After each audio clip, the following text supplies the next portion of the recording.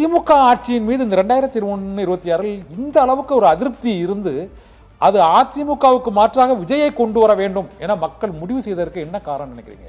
இல்லை, இது மாற்றுன்னு சொல்ல மாட்டேன். அது வந்து திமுக ஆட்சி மேலிருந்து மிகப்பெரிய ஒரு கோபம் வந்து அஇஅதிமுகவுடைய ஓட் ஷேரில் வந்திருக்கணும்.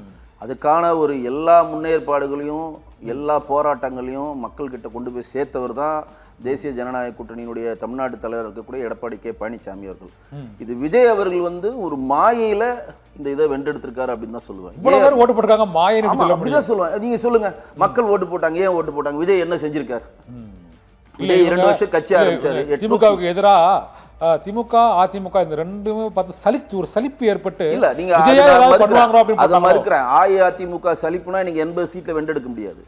80 சீட்டை வென்றெடுக்க முடியாது.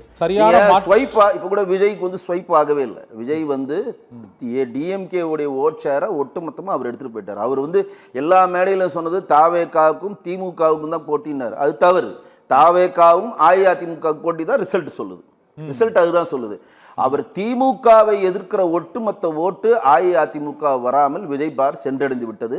சிறுபான்மையருடைய மிகப்பெரிய வாக்கு வங்கி அப்படியே அவர் கபலீரம் பண்ணிட்டாரு அப்படின்றது தான் நான் பார்த்துப்பேன். ஏன்னா இன்னைக்கு 80 சீட் நீங்க ஸ்வைப் ஆகணும்னா இன்னைக்கு வந்து ராஜீவ்காந்தி இறந்த பிறகோ நம்ம ஜெயலலிதா அம்மையார் திருமணம் பண்றப்ப தேர்தலில் அப்படியே ஸ்வைப் 2 சீட் தான் ஜெயிக்கிறாங்க. ஒட்டுமொத்தமா அப்படியே அடிக்கிறாங்க. அது வந்து கோபத்தின் வெளிப்பாடு. இந்த கோபத்தின் வெளிப்பாடு தான் இந்த சீட்டு. ஆனா என்னன்னா ஆப்ஷன்ஸ் அவங்களுக்கு கிடைச்சிருச்சு, அவ்வளவுதான். அந்த ஆப்ஷனை நோக்கி அவங்க திரும்பி இருக்காங்க. நீங்க இப்ப தாவேக்காக்கு ஏன் ஓட்டு போட்டாங்க அப்படின்றது நீங்க போய் கேட்டீங்கன்னா எந்த காரணமும் கிடையாது. நீங்க சொல்லுங்க, தாவேக்கா இவ்வளவு போராட்டங்களை முன்னெடுத்திருக்காங்க, நமக்கு மத்திய அரசியல போராடி திட்டங்களை கொண்டு வந்திருக்காங்க, விஜய் இவ்வளவு நல்ல விஷயங்கள் பொதுமக்களுக்கு செஞ்சிருக்காரு, ஒட்டுமொத்தமா தமிழ்நாட்டில் திமுக வியக்கிற போராட்ட காலத்தை முன்னெடுத்திருக்காரு, 10 சீமான் மாதிரி ஜெயிலுக்கு போயிருக்காரு, எதனா ஒண்ணு சொல்லுங்க. எதுவுமே கிடையாது.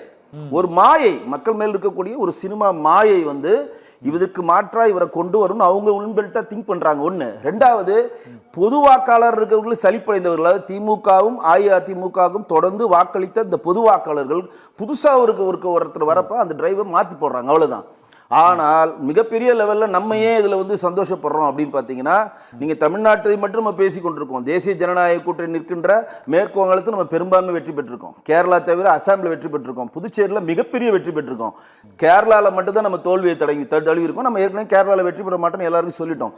இங்கேயும் நாம் மிகப்பெரிய லெவலில் ஸ்கோர் பண்ணியிருக்கோம். போன வாட்டி 66 சீட் தான் அடித்தாங்க அஇஅதிமுக. நீங்கள் 80 சீட் மேலே அடிக்கிறாங்க. இன்னும் நம்ம 104 போய் 100 வந்து நிற்கும். விஜய்க்கு கண்டிப்பாக 90 சீட் மேலே அஇஅதிமுக போவாங்க, மாற்றே கிடையாது. ஏன்னா அந்த ஓட்டு டைவர்ஷன் 2 பக்கம் ஆயிருக்கிறதுனால வந்த சிரமம் இது. இப்போ ஒரே ஒரு எக்ஸாம்பிள் சொல்றேன். இந்த வாட்டி தாவேகா வந்து நிக்கலனா ஸ்வைப் ஆயிருக்கும், டிஎம்கே காணாம போயிருக்கு. இந்த 2 நம்பரை கூட்டுங்க, 100, 180 நம்பர் காணோம். திமுக ஒரு கட்சியை தமிழ்நாட்டில் இல்லாம ஸ்வைப் பண்ணிருப்பாங்க.